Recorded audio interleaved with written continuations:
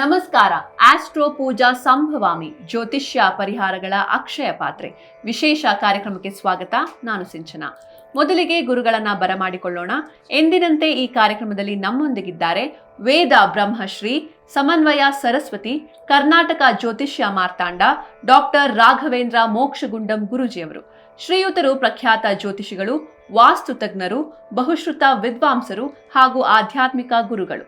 Shri Bharadwaj academy of para science studies ಸಂಸ್ಥೆಯ ಸಂಸ್ಥಾಪಕ ನಿರ್ದೇಶಕರು. ಜೊತೆಗೆ ದಕ್ಷಿಣ ಭಾರತದಲ್ಲೇ ಮೊಟ್ಟ ಮೊದಲ ಆನ್ಲೈನ್ ಜ್ಯೋತಿಷ್ಯ ಸೇವಾ ಸಂಸ್ಥೆ ಆಸ್ಟ್ರೋ ಪೂಜಾ ಸಂಸ್ಥೆಯ ಆಧ್ಯಾತ್ಮಿಕ ಸಲಹೆಗಾರರು ಹಾಗೂ ಮಾರ್ಗದರ್ಶಿಗಳು ಕೂಡ ಆಗಿದ್ದಾರೆ. ಬನ್ನಿ ಗುರುಗಳನ್ನ ಕಾರ್ಯಕ್ರಮಕ್ಕೆ ಸ್ವಾಗತಿಸೋಣ. ನಮಸ್ಕಾರ ಗುರೂಜಿ, ಕಾರ್ಯಕ್ರಮಕ್ಕೆ ಸ್ವಾಗತ. ನಮಸ್ಕಾರಮ್ಮ. ಸಮಸ್ತ ಜಿ ಕನ್ನಡ ನ್ಯೂಸ್ ವಾಹಿನಿಯ ವೀಕ್ಷಕ ಬಾಂಧವರಿಗೆ, ಸಂಭವಾಮಿ ಪರಿವಾರದ ಎಲ್ಲ ಸದಸ್ಯರಿಗೂ ಸಹ ಡಾಕ್ಟರ್ ರಾಘವೇಂದ್ರ ಮೋಕ್ಷಗುಂಡಂ ಗುರೂಜಿ ಮಾಡತಕ್ಕಂತಹ ನಮಸ್ಸುಮಾಂಜಲಿಗಳು. ಹರಿ ಓಂ ತತ್ಸತ್. ಗುರೂಜಿ, ಮೊದಲಿಗೆ ನಮ್ಮ ಕಾರ್ಯಕ್ರಮವನ್ನು ಒಂದೊಳ್ಳೆ ಸುಭಾಷಿತದೊಂದಿಗೆ ಪ್ರಾರಂಭ ಮಾಡೋಣ. ಖಂಡಿತಮ್ಮ. ಇವತ್ತಿನ ಸುಭಾಷಿತ ಈ ಪ್ರಕಾರವಾಗಿದೆ. ಅಂಕಾಧಿರೋಪಿತ ಮೃಗಶ್ಚಂದ್ರಮಾ ಮೃಗಲಾಂಛನಃ ಕೇಸರಿ ನಿಷ್ಠುರ ಕ್ಷಿಪ್ತ ಮೃಗಯೂಥೋ ಮೃಗಾಧಿಪಃ. ಈ ಸುಭಾಷಿತದ ಅರ್ಥ ತುಂಬ ಗಂಭೀರವಾಗಿದೆ, ತುಂಬ ಸೂಕ್ಷ್ಮವಾಗಿದೆ.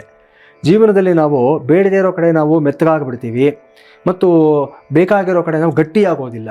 ಈ ಎರಡೂ ತಪ್ಪುಗಳನ್ನು ಮಾಡಬಾರದು ಅನ್ನೋದರಲ್ಲಿ ನಮಗೆ ತಿಳಿಸ್ಕೊಡ್ತಾ ಇದ್ದಾರೆ. ಎರಡು ಮಾರ್ಮಿಕವಾದ ಉದಾಹರಣೆಗಳ ಮೂಲಕ ಕವಿ ಇಲ್ಲಿ ನಮಗೆ ತಿಳಿಸ್ಕೊಡ್ತಾ ಇದ್ದಾನೆ.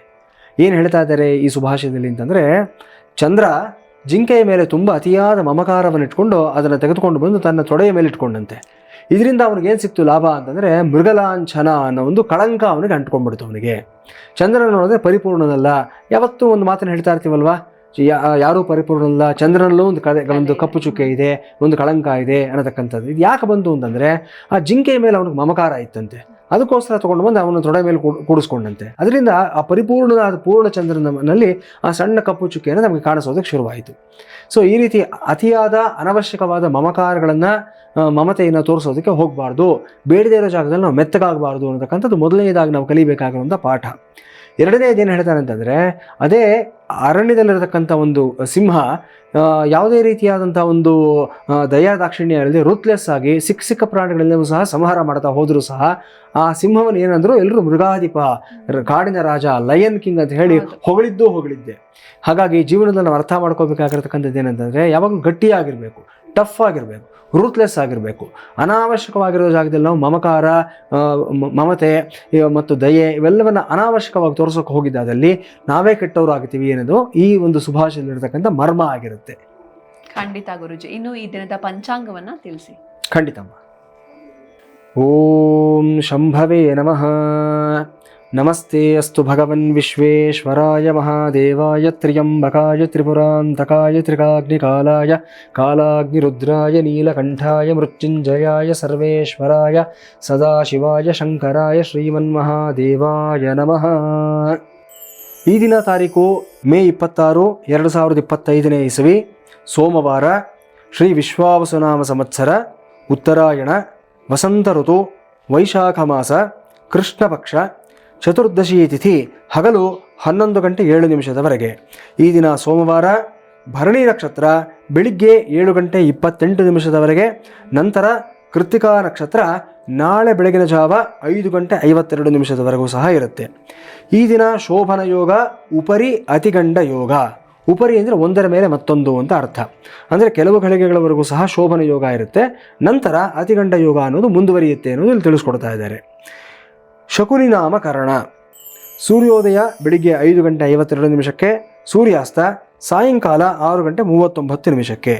ಅಮೃತಗಳಿಗೆ ನಾಳೆ ಬೆಳಗಿನ ಜಾವ 4 ಗಂಟೆ 16 ನಿಮಿಷಕ್ಕೆ ಸರಿಯಾಗಿ ಸಂಭವಿಸ್ತಾ ಇದೆ. ಈ ದಿನ ವಿಷಗಳಿಗೆ ಇಲ್ಲ. ಸೌರಮಾನ ಪಂಚಾಂಗದ ಪ್ರಕಾರವಾಗಿ ಈ ದಿನ ವೃಷಭ ಮಾಸ, ತೇದಿ 12. ಇವತ್ತಿನ ರಾಹುಕಾಲ ಬೆಳಿಗ್ಗೆ 7 ಗಂಟೆ 32 ನಿಮಿಷದಿಂದ 9 ಗಂಟೆ 8 ನಿಮಿಷದವರೆಗೆ ಇರುತ್ತೆ. ಯಮಗಂಡ ಕಾಲ 10 ಗಂಟೆ 44 ನಿಮಿಷದಿಂದ 12 ಗಂಟೆ 20 ನಿಮಿಷದವರೆಗೆ ಇರುತ್ತೆ. ಇವತ್ತಿನ ಗ್ರಹ ಸಂಚಾರಗಳನ್ನು ನೋಡಿದ್ದಾದಲ್ಲಿ ಕೃತ್ತಿಕಾ ನಕ್ಷತ್ರದ 4ನೇ ಪಾದಕ್ಕೆ ಬುಧನ ಪ್ರವೇಶ ಆಗ್ತಾ ಇದೆ. ಈ ದಿನದ ಆಚರಣೆಗಳನ್ನು ನೋಡಿದ್ದಾದಲ್ಲಿ ನಾವು ಬೋಧಾಯನ ಕಾತ್ಯಾಯನ ಅಮಾವಾಸ್ಯೆ ಅಂತ ಗುರುತಿಸಲಾಗ್ತಾ ಇದೆ. ಒಂದು ವಿಶೇಷವಾದ ಅಮಾವಾಸ್ಯೆ ಆಚರಣೆಯನ್ನು ಕೆಲವೊಂದು ಪ್ರತ್ಯೇಕವಾದ ಪಂಗಡದವರು ಆಚರಿಸ್ತಾರೆ. ಇನ್ನು ಈ ದಿನ ಆಸ್ಟ್ರೋ ಪೂಜಾ ವತಿಯಿಂದ ಆಯೋಜಿತವಾಗಿರತಕ್ಕಂಥ ಪರಿಹಾರ ಪೂಜೆಗಳನ್ನು ನೋಡಿದ್ದಾದಲ್ಲಿ ಕುಂಭಕೋಣಂ ಕ್ಷೇತ್ರದಲ್ಲಿ ಪಂಚಮುಖ ಹನುಮಾನ್ ಅಭಿಷೇಕ ಮತ್ತು ಹೋಮವನ್ನು ತುಂಬ ಶ್ರದ್ಧಾಭಕ್ತಿಯಿಂದ ಇವತ್ತು ನಾವು ಆರಾಧನೆಯನ್ನು ಮಾಡ್ತಾ ಇದ್ದೀವಿ. ಮುಂಬರುವಂತಹ ಆಸ್ಟ್ರೋ ಪೂಜಾ ಆಯೋಜಿತ ಪರಿಹಾರ ಪೂಜೆಗಳನ್ನು ನೋಡಿದ್ದಾದಲ್ಲಿ 27ನೇ ತಾರೀಕು ಕುಂಭಕೋಣಂ ಕ್ಷೇತ್ರದಲ್ಲಿ ಪ್ರತ್ಯಂಗಿರಾ ಹೋಮವನ್ನು ತುಂಬ ವಿಜೃಂಭಣೆಯಿಂದ ಮಾಡ್ತಾ ಇದ್ದೀವಿ. ಅದೇ ಪ್ರಕಾರ ಅದೇ ದಿನ ಶಿವಮೊಗ್ಗ ಜಿಲ್ಲೆಯಲ್ಲಿ ಪಿಳ್ಳಂಗಿರಿ ದೇವಾಲಯದಲ್ಲಿ ಹನುಮಾನ್ ಪಂಚಾಮೃತಾಭಿಷೇಕವನ್ನು ಸಹ ನಡೆಸಲಾಗ್ತಾ ಇದೆ.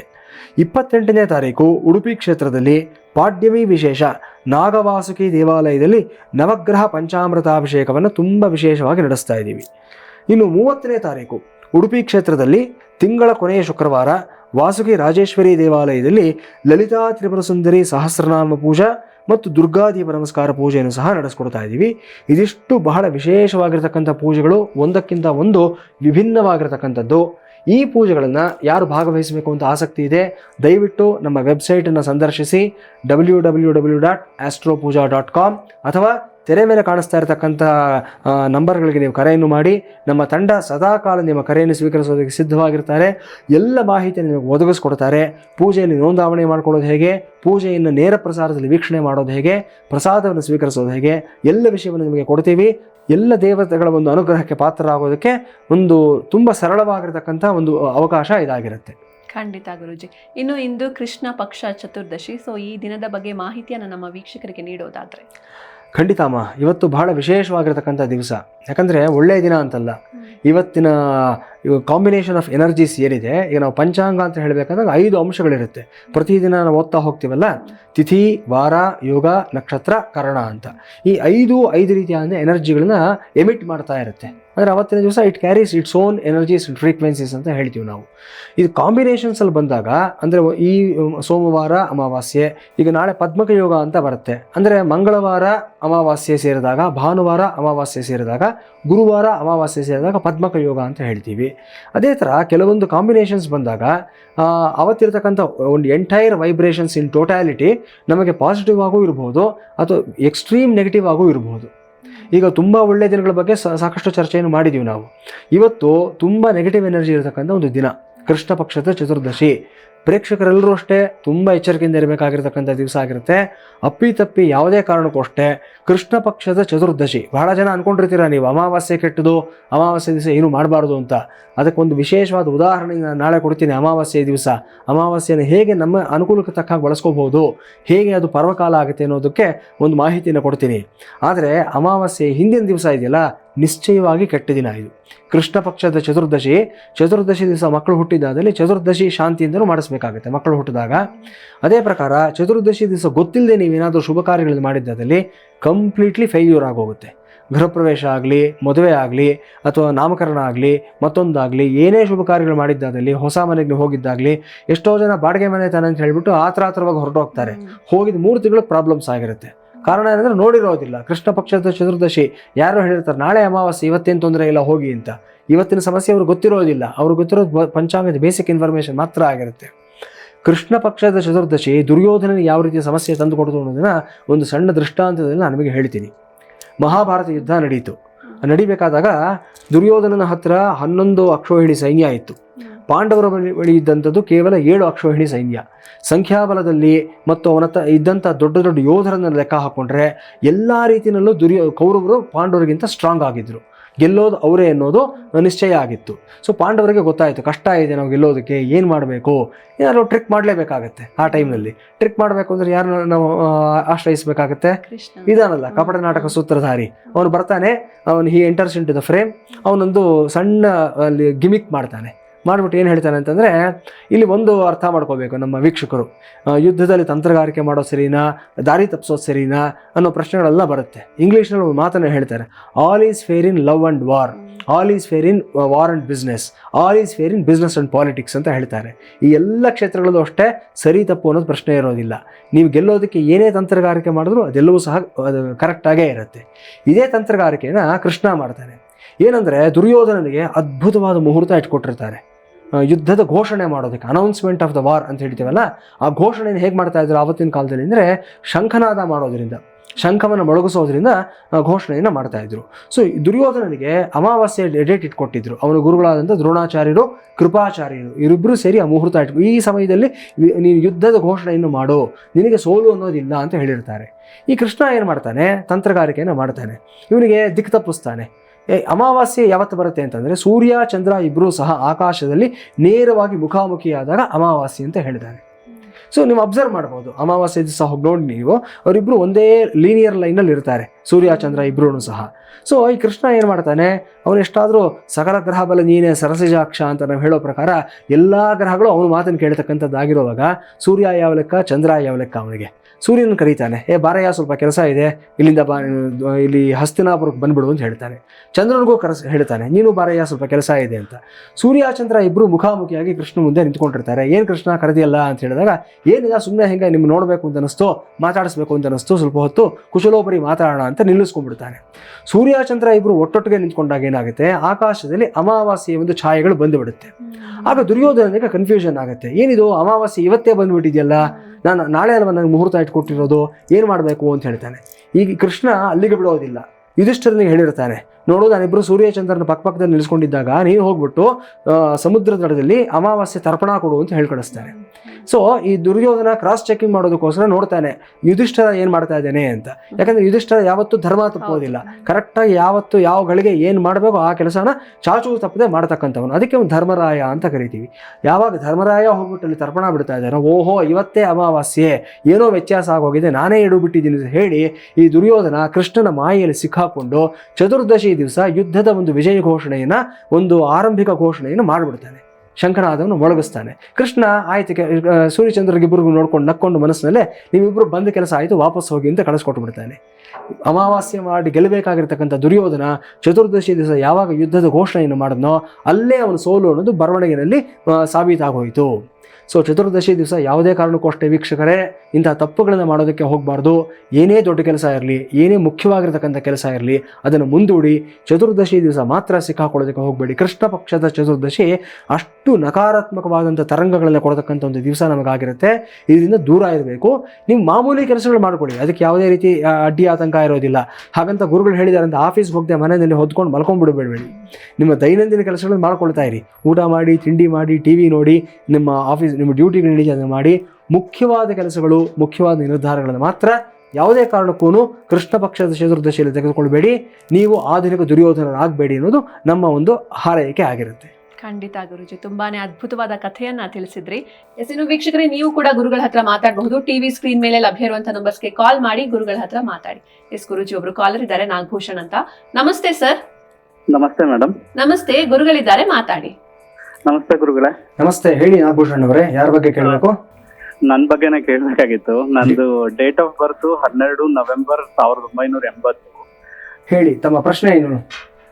ನನಗೆ ನನ್ನ ಕೆಲ್ಸದ ಬಗ್ಗೆ ಕೇಳ್ಬೇಕಾಗಿತ್ತು. ನಾನು ಇವಾಗ ಕರೆಂಟ್ ಒಂದು ಮಲ್ಟಿನ್ಯಾಷನಲ್ ಬ್ಯಾಂಕ್ ಅಲ್ಲಿ ಕೆಲಸ ಮಾಡ್ತಾ ಇದ್ದೀನಿ.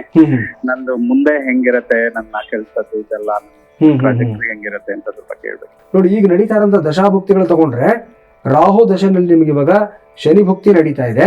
ಜೊತೆಗೆ ಇವಾಗ ಅರ್ಧಾಷ್ಟಮ ಶನಿ ನಡೀತಾ ಇದೆ ನಿಮಗೆ ಧನುರಾಶಿ ಆಗಿರೋದ್ರಿಂದ. ಈಗ 2 ತಿಂಗಳ ಕೆಳಗಡೆ ಅರ್ಧಾಷ್ಟಮ ಶನಿ ಪ್ರಾರಂಭ ಆಗಿರೋದ್ರಿಂದ ಈಗ ಒಂದು ಸ್ವಲ್ಪ ಒಂದು ಅತಂತ್ರ ಪರಿಸ್ಥಿತಿ, ಒಂದು ಸ್ವಲ್ಪ ಏರುಪೇರು ಕಂಡು ಬಂದಿರಬಹುದು. ಹೌದು. ಯೋಚನೆ ಇಲ್ಲ. ಜಾತಕದ ಪ್ರಕಾರ ತಗೊಂಡಾಗ ಶನೈಶ್ಚರ ನಿಮಗೆ ಲಗ್ನದಿಂದ ಭಾಗ್ಯಸ್ಥಾನದಲ್ಲಿ ಶನೈಶ್ಚರ ಮತ್ತು ಗುರು ಇಬ್ರು ಇರುವಂತದ್ದು ಕಂಡು ಬರ್ತಾ ಇದೆ. ನೀವು ಮುಖ್ಯವಾಗಿ ಮಾಡ್ಕೋಬೇಕಾಗಿರತಕ್ಕಂಥದ್ದು ಏನಂತಂದ್ರೆ, ಈ ರಾಹು ದಶೆ 18 ವರ್ಷ ನಡೆಯೋದ್ರಿಂದ 2019ರಲ್ಲಿ ಸ್ಟಾರ್ಟ್ ಆಗಿದೆ.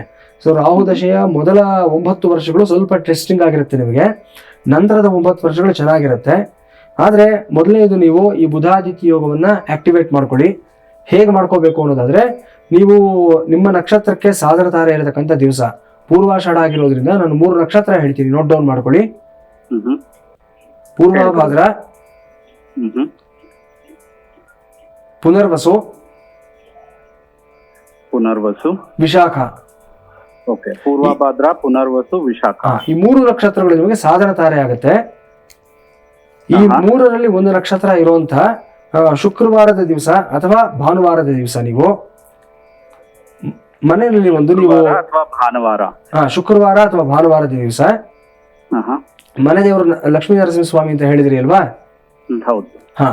ಒಂದು ವಿಷ್ಣು ಸೂಕ್ತ ಹೋಮ ಮತ್ತು ಶ್ರೀ ಸೂಕ್ತ ಹೋಮವನ್ನ ಮಾಡಿಸ್ಕೊಡಿ.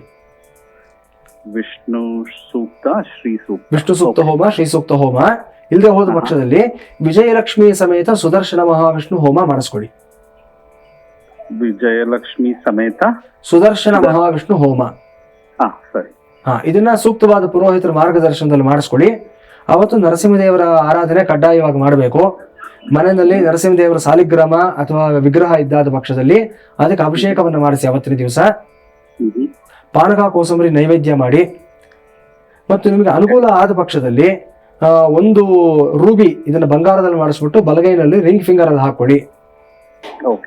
ರೂಬಿ ಮತ್ತು ಮಾಣಿಕ್ಯ ಎರಡನ್ನೂ ಸಹ ಸೇರಿಸಿ ಒಂದೇ ಬೆರಳಿನಲ್ಲಿ ಹಾಕೊಳ್ಳಿ.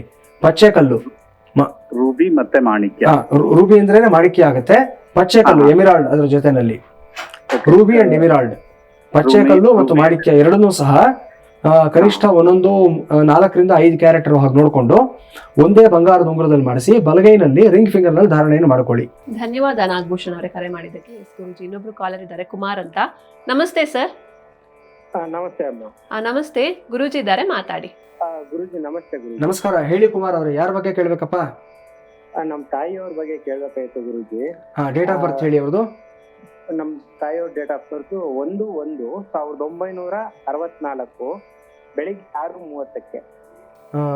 ಧನುರ್ ಲಗ್ನ, ಲಗ್ನದಿಂದ 6ನೇ ಮನೆ ಅಧಿಪತಿ ಶುಕ್ರ ಆಗ್ತಾನೆ.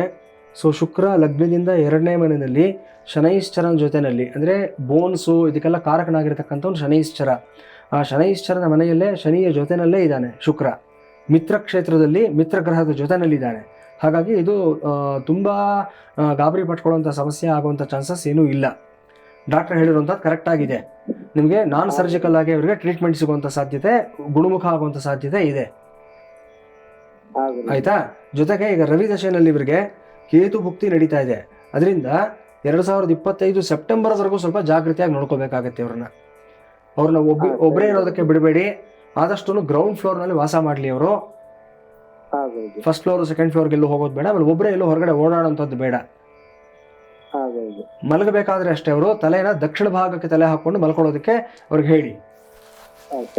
ಆಮೇಲೆ ತಲೆದಿಂಬಿನ ಕೆಳಗಡೆ ಗಣಪತಿಗೆ, ಎಡಮುರಿ ಗಣಪತಿಗೆ ಅರ್ಚನೆ ಮಾಡಿಸಿರ್ತಕ್ಕಂಥ ಗರಿಕೆ ಅದನ್ನು ತಗೊಂಡು ಬಂದು ಅವ್ರ ತಲೆದಿಂಬಿನ ಕೆಳಗಡೆ ಇಡಿ. ಗರಿಕೆ ಆರೋಗ್ಯ ವೃದ್ಧಿಕರ ಆಗುತ್ತೆ. ಹಸಿರು ಗರಿಕೆ, ಹೌದು. ಆ ಗರಿಕೆನಲ್ಲಿ ಗಕಾರ ಗಣಪತಿ ಅಷ್ಟೋತ್ತರ ಶತನಾಮಾವಳಿ ಪೂಜೆ ಮಾಡಿಸಿ. ಅಷ್ಟೋತ್ತರ ಆಗ್ಲಿ ಸಹಸ್ರನಾಮ ಆಗ್ಲಿ ನಿಮ್ಮ ಅನುಕೂಲ. ಗರಿಕೆ ಮತ್ತು ಅರಳು ಎರಡು ಜೊತೆಯಾಗಿ ತಗೊಂಡು ಅರ್ಚನೆಯನ್ನು ಮಾಡಿಸ್ಬೇಕು. ಆಮೇಲೆ ಅರಳನ್ನ ತಗೊಂಡು ಬಂದು ಅದನ್ನ ಮೊಸರಿನಲ್ಲಿ ಸೇರಿಸ್ಬಿಟ್ಟು ಅವ್ರಿಗೆ ಪ್ರಸಾದವಾಗಿ ಕೊಡಿ. ಆ ಗರಿಕೆಯನ್ನ ಅವರ ತಲೆದಿಂಬ ಕೆಳಗಡೆ ಇಡಿ. ಆಯ್ತಾ? ಇದ್ರ ಜೊತೆನಲ್ಲಿ ಏನ್ ಮಾಡ್ಬೇಕು ನೀವು ಅಂತಂದ್ರೆ, ಇವರಿಗೆ ಷಷ್ಠಾಧಿಪತಿ ಶುಕ್ರ ಆಗಿ ಶುಕ್ರ ದ್ವಿತೀಯ ಸ್ಥಾನದಲ್ಲಿ ಇರೋದ್ರಿಂದ ಒಂದು ಅಮ್ಮನವರ ಆರಾಧನೆಯನ್ನ ಮಾಡಬೇಕಾಗತ್ತೆ ಮನೆಯಲ್ಲಿ ನೀವು. ಅನ್ನಪೂರ್ಣೇಶ್ವರಿ ದೇವಿ ಆರಾಧನೆಯನ್ನು ಮಾಡಿ, ತುಂಬಾ ವಿಶೇಷವಾಗಿರುತ್ತೆ. ಪೌರ್ಣಮಿ ದಿವಸ ಅನ್ನಪೂರ್ಣೇಶ್ವರಿ ಆರಾಧನೆಯನ್ನು ಮಾಡಿ ಒಂದು ಅಕ್ಕಿ ಕಡಲೆಬೇಳೆ ಪಾಯಸ ಆಗಲಿ, ಅನ್ನದ ಪಾಯಸ ಆಗಲಿ ಮಾಡಿ ಒಂದು 5 ಜನ ಮುತ್ತೈದರನ್ನ ಕರೆಸಿ ಅವ್ರಿಗೆಲ್ರಿಗೂ ಸಹ ಕೊಟ್ಟು, ಆಮೇಲೆ ಅವರು ಸಹ ನಿಮ್ಮ ತಾಯಿಯವರದನ್ನ ಪ್ರಸಾದವಾಗಿ ಸ್ವೀಕಾರ ಮಾಡಲಿ. ಎಲ್ಲವೂ ಶುಭವಾಗುತ್ತೆ. ಏನು ಯೋಚನೆ ಬೇಡಪ್ಪ.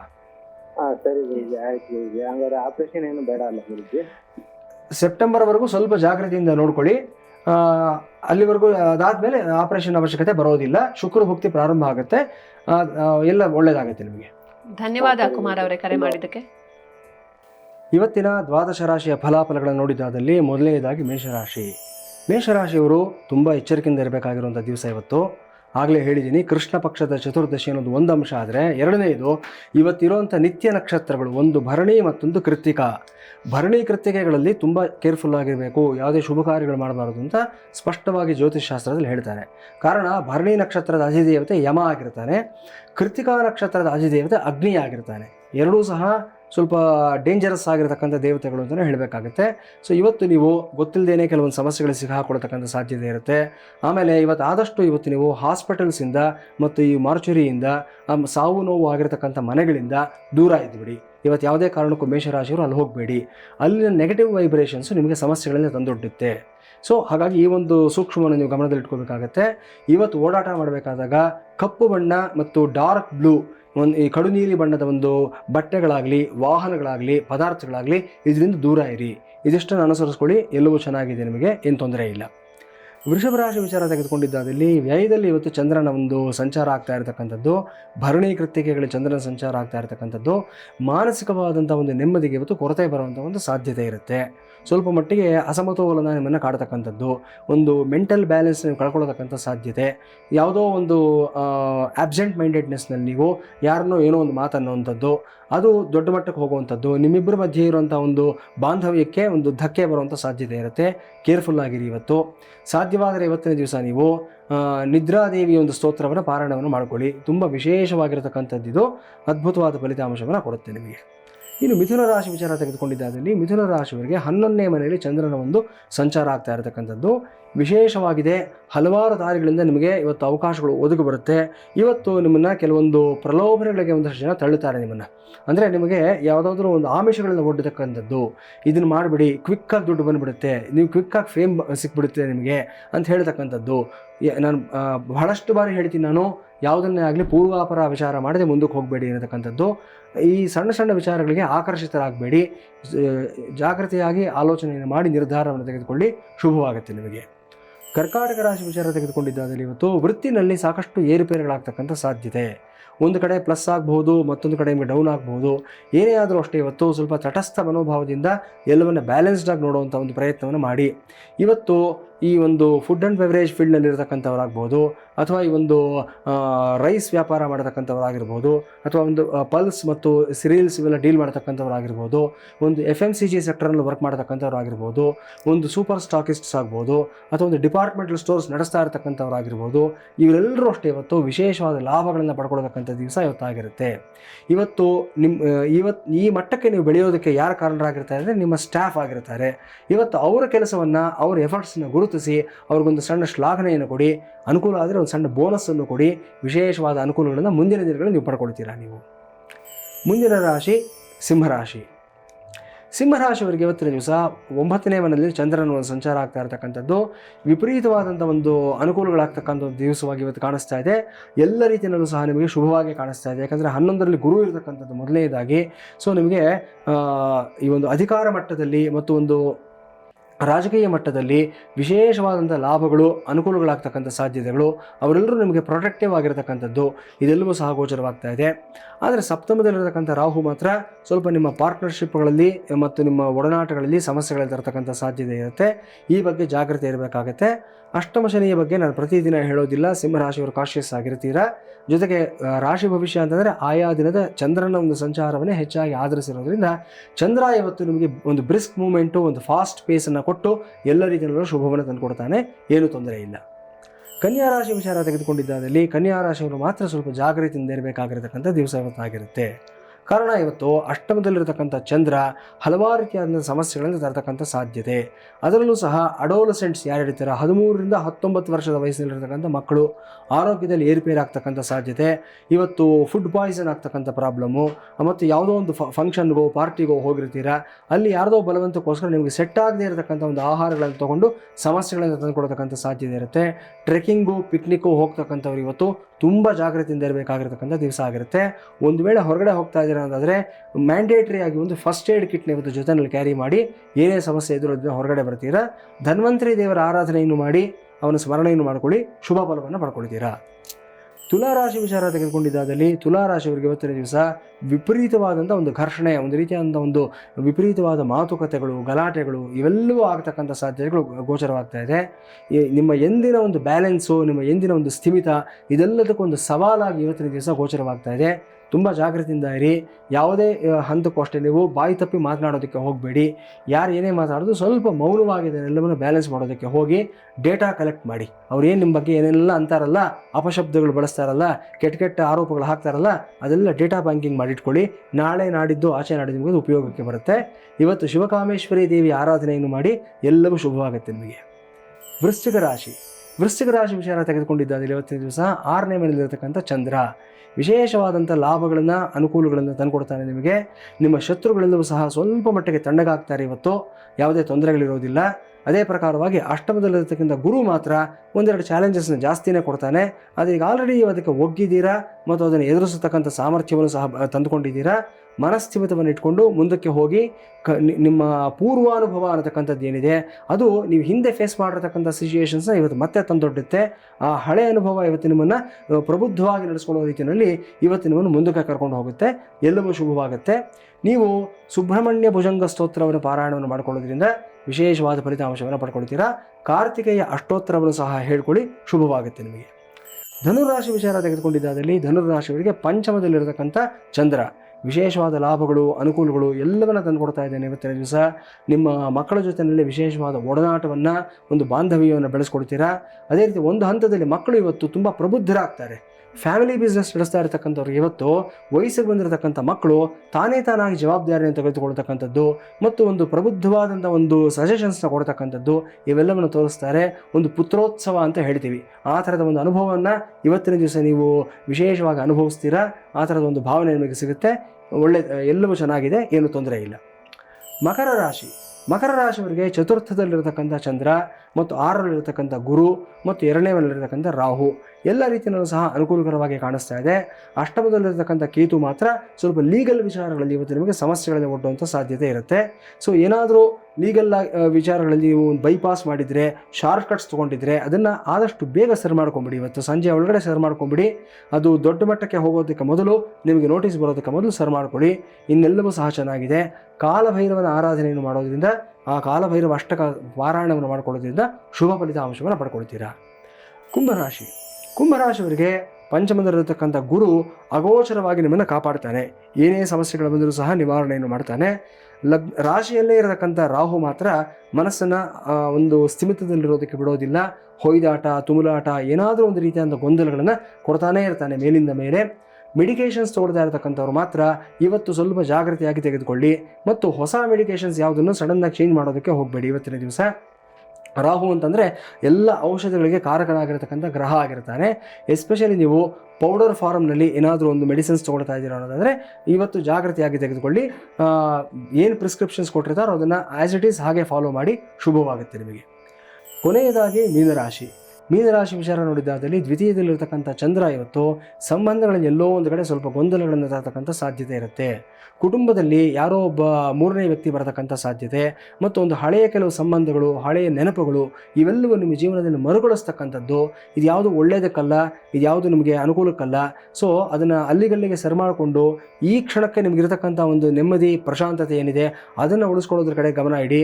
ನಿಮ್ಮನ್ನು ನಂಬಿರತಕ್ಕಂಥವ್ರು ಬೇರೆಯವರು ಇರ್ತಾರೆ. ಹಳೆಯ ಸಂಬಂಧಗಳು, ಹಳೆಯ ಸ್ನೇಹಗಳು ಈ ಆಕರ್ಷಣೆಗೆ ಸಿಕ್ಕಾಕೊಂಡು ವರ್ತಮಾನವನ್ನು ಹಾಳು ಮಾಡ್ಕೊಳ್ಳೋದಕ್ಕೆ ಹೋಗಬೇಡಿ ಮೀನರಾಶಿನವರು. ಇವತ್ತಿನ ದಿವಸ ನೀವು ಪರಮೇಶ್ವರನ ಒಂದು ಸನ್ನಿಧಾನದಲ್ಲಿ ಹೋಗಿ ನೀವು ತುಂಬೆ ಹೂವಿನಲ್ಲಿ ಅರ್ಚನೆಯನ್ನು ಮಾಡಿಸಿ, ಅಮ್ಮನವರ ಸನ್ನಿಧಾನದಲ್ಲಿ ಇವತ್ತು ದಾಳಿಂಬೆ ಹಾಕಿರತಕ್ಕಂಥ ಮೊಸರನ್ನವನ್ನು ನೈವೇದ್ಯವನ್ನು ಮಾಡಿ 10 ಜನರಿಗೆ ಹಂಚಿ ನೀವು ನಿಮ್ಮ ಮನೆಯವರ ಜೊತೆಯಲ್ಲಿ ಪ್ರಸಾದವಾಗಿ ಸ್ವೀಕಾರ ಮಾಡಿ. ಎಲ್ಲವೂ ಶುಭವಾಗುತ್ತೆ ನಿಮಗೆ. ಖಂಡಿತ ಗುರುಜಿ. ದ್ವಾದಶ ರಾಶಿಗಳ ದಿನ ಭವಿಷ್ಯದ ಬಗ್ಗೆ ತಿಳಿದುಕೊಂಡ್ವಿ. ಈಗ ಸಿಂಹ ಹಾಗೂ ಕನ್ಯಾ ರಾಶಿಯ ಮೇಲೆ ಆಗುವಂತಹ ಶನಿ ಗೋಚಾರದ ಪರಿಣಾಮದ ಬಗ್ಗೆ ಗುರುಗಳು ತಿಳಿಸ್ತಾರೆ. ಗುರುಜಿ ತಿಳಿಸಿ. ಖಂಡಿತಮ್ಮ, ಸಿಂಹರಾಶಿ ವಿಚಾರ ನಾವು ಮಾತನಾಡಲೇಬೇಕು. ಯಾಕಂದರೆ ಈ ಶನಿ ಗೋಚಾರದಲ್ಲಿ ಎಲ್ಲರಿಗಿಂತ ತುಂಬ ಚಾಲೆಂಜಿಂಗ್ ಆಗಿರತಕ್ಕಂಥದ್ದು ಈ ಸಿಂಹರಾಶಿಯವರಿಗೆ ಆಗಿದೆ. ಅಷ್ಟಮ ಶನಿಯವರಿಗೆ ಪ್ರಾರಂಭ ಆಗಿದೆ. 7.5 ನಂತರ ಯಾವುದಾದ್ರು ತುಂಬ ಕಷ್ಟಕರವಾಗಿರತಕ್ಕಂಥ ಒಂದು ಘಟ್ಟ ಇದೆ ಅಂದರೆ ಅದು ಅಷ್ಟಮ ಶನಿ ಆಗಿರುತ್ತೆ. ಅಷ್ಟಮ ಶನಿ ಬಂದಾಗ ಮನುಷ್ಯನಿಗೆ ಒಂದು ಬಂಧನ ಭೀತಿ, ಇನ್ನೊಂದು ಆತ ಗಳಿಸಿರ್ತಕ್ಕಂಥ ಒಂದು ಹೆಸರು, ಖ್ಯಾತಿ ಮತ್ತು ಆತ ಗಳಿಸ್ಕೊಂಡಿರ್ತಕ್ಕಂಥ ಸಂಪತ್ತು, ಪ್ರತಿಷ್ಠೆ ಎಲ್ಲವನ್ನ ಕಳ್ಕೊಳ್ತಕ್ಕಂಥ ಒಂದು ಸಂದರ್ಭ ಬಂದುಬಿಡುತ್ತೆ. ಇದ್ದಕ್ಕಿದ್ದ ಹಾಗೆ ಮೇಲಿಂದ ಜರ್ರಂತ ಇಳಿಸ್ಬಿಡ್ತಾನೆ ಭಗವಂತ. ತುಂಬ ಕೇರ್ಫುಲ್ ಆಗಿರಬೇಕಾಗುತ್ತೆ ಸಿಂಹರಾಶಿನವರು. ಅದರಲ್ಲೂ ಸಹ ಕೆಲವರು ಸೆಲ್ಫ್ ಮೇಡ್ ಬ್ರ್ಯಾಂಡ್ ಅಂತ ಹೇಳ್ಕೊಳ್ತಾರೆ. ಆ ಮಟ್ಟಕ್ಕೆ ಬೆಳೆದಿರ್ತಾರೆ. ಅವ್ರಿಗೆ ಹೇಳ್ಕೊಳ್ಳೋ ಒಂದು ಇದಿರುತ್ತೆ, ಅವ್ರಿಗೆ ಛಾತಿ ಇರುತ್ತೆ ಅವ್ರಿಗೆ. ಯಾಕಂದರೆ ಅವರು ಕಷ್ಟಪಟ್ಟು ಮಾಡಿರ್ತಾರೆ. ಅಷ್ಟೆಲ್ಲ ಮಾಡಿದಾಗ ಮನುಷ್ಯನಿಗೆ ಒಂದು ಗರ್ವ ಅನ್ನೋದು ಸಹ ಬಂದಿರುತ್ತೆ. ಸ್ವಲ್ಪ ಎಲ್ಲೋ ಒಂದು ಕಡೆ ಆತ್ಮಗೌರವ ಇರಬೇಕು ಮತ್ತು ನಾನು ಯಾವತ್ತೂ ಹೇಳ್ತೀನಿ, ಸೆಲ್ಫ್ ರೆಸ್ಪೆಕ್ಟ್ ಇರಬೇಕು, ಸೆಲ್ಫ್ ಪ್ರೈಡ್ ಇರಬೇಕು. ಆದರೆ ಅತಿಯಾದ ಅಹಂಕಾರ ಇರಬಾರ್ದು. ಅದು ಅಹಂಕಾರವಾಗದೇ ಇರೋ ರೀತಿಯಲ್ಲಿ ನೋಡ್ಕೋಬೇಕಾಗುತ್ತೆ. ಸಿಂಹರಾಶಿನವರು ಇವತ್ತಿನ ದಿವಸ ಸ್ವಲ್ಪ ಜಾಗೃತಿಯಾಗಿ ಎಲ್ಲವನ್ನು ಬ್ಯಾಲೆನ್ಸ್ ಮಾಡಬೇಕಾಗುತ್ತೆ. ಇವತ್ತಿನ ದಿವಸ ಅಂತಲ್ಲ, ಈ ಒಂದು ಅಷ್ಟಮ ಶನಿಯ ಪ್ರಭಾವ ಮುಂದಿನ 2.5 ವರ್ಷಗಳ ಕಾಲ ಇರೋದರಿಂದ ಶನಿಯನ್ನು ನೀವು ಎಷ್ಟು ಸಂತೃಪ್ತಗೊಳಿಸಿದ್ರೆ, ಎಷ್ಟು ನೀವು ಆರಾಧನೆ ಮಾಡಿದ್ರೆ ಅಷ್ಟು ಒಳ್ಳೆಯದಾಗುತ್ತೆ ನಿಮಗೆ. ಶನೈಶ್ಚರನ ಆರಾಧನೆ ಇರತಕ್ಕಂಥ ಮಾರ್ಗಗಳು 3 ಆಗಿರುತ್ತೆ. ಒಂದೇನಂತಂದರೆ ನೇರವಾಗಿ ಶನೈಶ್ಚರನ ಪೂಜೆ ಮಾಡ್ತಕ್ಕಂಥದ್ದು. ಎರಡನೇದು ಶನೈಶ್ಚರನ ಪತ್ನಿಯಾದ ಜ್ಯೇಷ್ಠಾದೇವಿ ಆರಾಧನೆ ಮಾಡ್ತಕ್ಕಂಥದ್ದು. ತುಂಬ ಸೂಕ್ಷ್ಮ ಇದು, ನಾನು ಹೇಳ್ತೀನಿ. ಎಷ್ಟೋ ಬಾರಿ ನೋಡ್ಕೊಳ್ಳಿ, ಒಬ್ಬ ಮಿನಿಸ್ಟರ್ ಹತ್ರ ಹೋಗಬೇಕು, ನಾವು ಒಂದು ಕೆಲಸ ಆಗಬೇಕಾಗತ್ತೆ, ಡೈರೆಕ್ಟ್ರಾಗಿ ಅವ್ರ ಹತ್ರ ಹೋದರೆ ಕೆಲಸ ಆಗಲ್ಲ, ಅಲ್ಲಿ ಅಮ್ಮನವ್ರು ಇರ್ತಾರೆ ಮನೆಯಲ್ಲಿ, ಅಮ್ಮ ಸ್ವಲ್ಪ ನೋಡಿ ಟೈಮ್ ನೋಡಿಕೊಂಡು ಯಜಮಾನರಿಗೆ ಈ ಒಂದು ರಿಕ್ವಿಸಿಷನ್ ಲೆಟರ್ ಕೊಟ್ಬಿಡಿ ಅಂತ ಹೇಳಿದ್ರೆ ಅಲ್ಲಿಂದ ಹೋಮ್ ಮಿನಿಸ್ಟರ್ ಮೂಲಕ ಬಂದಾಗ ಕೆಲಸ ಬೇಗ ಆಗುತ್ತೆ. ಈ ಸೂಕ್ಷ್ಮವನ್ನು ನೀವು ದೇವತಾ ತತ್ವದಲ್ಲೂ ಸಹ ಅನುಸರಿಸಬೇಕಾಗತ್ತೆ. ಶನೈಶ್ಚರ ಒಲಿಯಬೇಕು ಅಂತಂದರೆ ಜ್ಯೇಷ್ಠಾದೇವಿ ಆರಾಧನೆಯನ್ನು ಮಾಡಬೇಕಾಗತ್ತೆ. ಈ ಜ್ಯೇಷ್ಠಾದೇವಿ ವ್ರತ ಅಂತ ಒಂದು ವಿಶೇಷವಾದ ವ್ರತ ಇದೆ, ನಿಮ್ಮ ಮನೆಯವ್ರ ಕೈನಲ್ಲಿ ಮಾಡಿಸಿ ಇದನ್ನು. ಹಾಗೆ ಶನೈಶ್ಚರನ ಸನ್ನಿಧಾನದಲ್ಲಿ ಶನೈಶ್ಚರ ಕಲ್ಯಾಣ ಅಂತ ಮಾಡ್ತಾರೆ. ಬಹಳ ಜನಗಳಿಗೆ ಗೊತ್ತಿರೋದಿಲ್ಲ. ಗಿರಿಜಾ ಕಲ್ಯಾಣ ಗೊತ್ತಿರುತ್ತೆ, ಲಕ್ಷ್ಮೀ ನರಸಿಂಹಸ್ವಾಮಿ ಕಲ್ಯಾಣ ಗೊತ್ತಿರುತ್ತೆ, ಸೀತಾರಾಮ ಕಲ್ಯಾಣ ಗೊತ್ತಿರುತ್ತೆ, ಗಣಪತಿಗೂ ಕಲ್ಯಾಣ ಮಾಡ್ತಾರೆ. ಆದರೆ ಶನೈಶ್ಚರ ಕಲ್ಯಾಣದ ಬಗ್ಗೆ ಬಹಳ ಕಡಿಮೆ ಜನಕ್ಕೆ ಗೊತ್ತಿರುತ್ತೆ. ಶನೈಶ್ಚರನ ಸನ್ನಿಧಾನದಲ್ಲಿ ಜ್ಯೇಷ್ಠಾದೇವಿ ಸಹಿತವಾದಂಥ ಶನೈಶ್ಚರ ಕಲ್ಯಾಣ ಪೂಜೆಯನ್ನು ಮಾಡಿಸಿ ಕಲ್ಯಾಣೋತ್ಸವ ಸೇವೆಯನ್ನು, ಶನೈಶ್ಚರ ರಥ ಎಲ್ಲಾದರೂ ಹೋಗ್ತಾ ಇದೆ ಅನ್ನೋದಾದರೆ ಆ ರಥವನ್ನು ಹಿಡಿದು 4 ಹೆಜ್ಜೆ ಮುಂದಕ್ಕೆ ಸಾಗಿ ನೀವು ಆ ರಥವನ್ನು ಇಳಿಯೋದ್ರಿಂದ ಸಹ ನಿಮ್ಮ ಕರ್ಮಗಳ ನಿವಾರಣೆ ಆಗುತ್ತೆ. ಈ ರೀತಿಯಾದಂಥ ಶನೈಶ್ಚರನ ಆರಾಧನೆಯನ್ನು ಮಾಡೋದ್ರಿಂದ ನಿಶ್ಚಯವಾಗಿ ಸಿಂಹರಾಶಿಯವರಿಗೆ ಒಳ್ಳೆಯ ಫಲಿತಾಂಶಗಳನ್ನು ಪಡುತ್ತೆ. ಇನ್ನಷ್ಟು ವಿಶೇಷವಾದ ಮಾಹಿತಿಗಳಿದೆ, ಮುಂದಿನ ದಿನಗಳಲ್ಲಿ ನಿಮಗೆ ತಿಳಿಸ್ಕೊಡ್ತೀನಿ ನಾನು.